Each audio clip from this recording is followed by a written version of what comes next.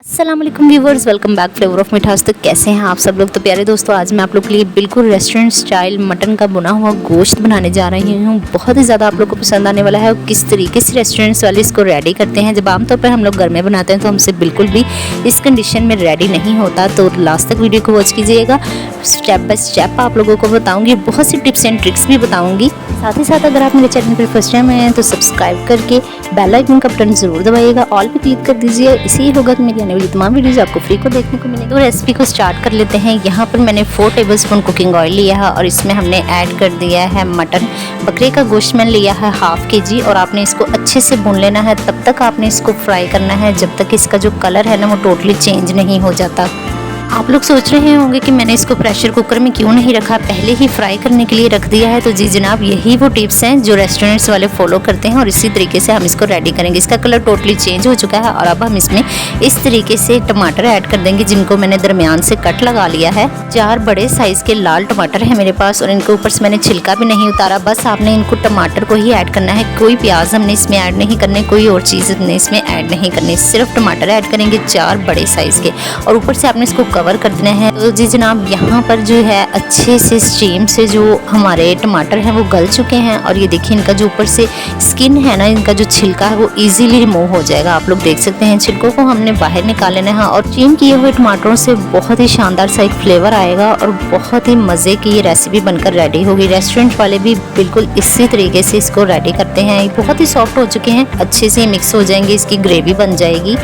3 minute के बाद आपने इसमें स्पाइसेस ऐड कर देने हैं। 1/4 टीस्पून नमक, 1/4 टीस्पून हल्दी, 1/4 टीस्पून इसमें मैं ऐड कर दूंगी खुश्क धनिया और 1/4 टीस्पून मैं इसमें ऐड कर दूंगी दरदरी कुटी हुई लाल मिर्च। 1 टेबलस्पून लाल मिर्च का ऐड कर दूंगी और आप लोग के पास पाउडर हो तो आप लोग वो भी यूज़ कर सकते हैं। अच्छे से आपने इनको मिक्स कर लेना है ताकि जो मसालों का कच्चा बना है वो ख़त्म हो जाए।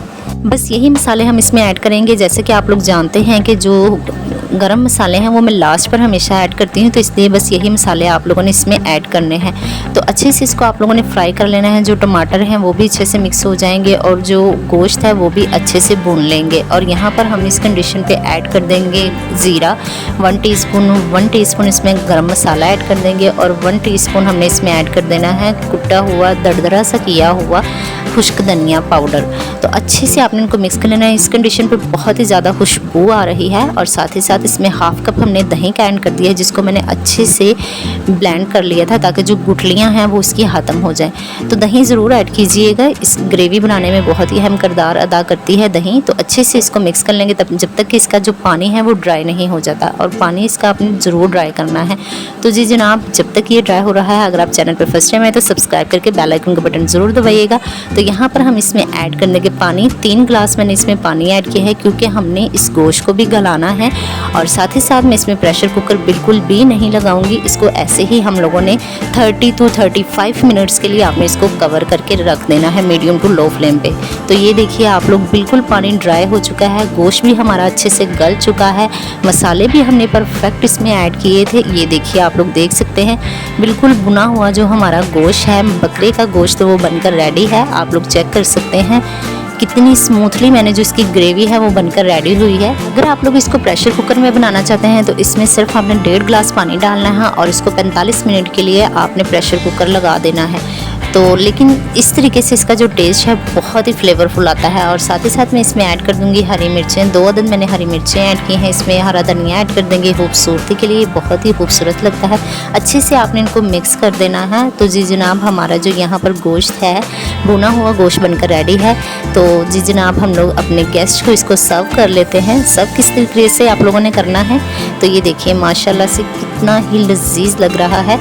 आई होप सो आप लोगों को देख के ज़रूर मुँह में पानी आ रहा होगा और आप इसको ज़रूर ट्राई कीजिएगा। बिल्कुल रेस्टोरेंट स्टाइल मैंने आप लोगों को बकरे का बुना हुआ गोश्त बनाना सिखाया है आज। वैसे भी अगर आपको वीडियो पसंद हो तो इसको ज़्यादा से ज़्यादा दोस्तों में ज़रूर शेयर कर दीजिएगा और बेल आइकन का बटन ज़रूर दबाया करें। इससे मेरे सारे वीडियोज़ के नोटिफिकेशन सबसे पहले आपको देखने को मिलेंगे। आपके अपने चैनल फ्लेवर ऑफ मिठास को इजाज़त दीजिए। अगली वीडियो तक के लिए दुआओं में याद रखिए। अल्लाह हाफिज़।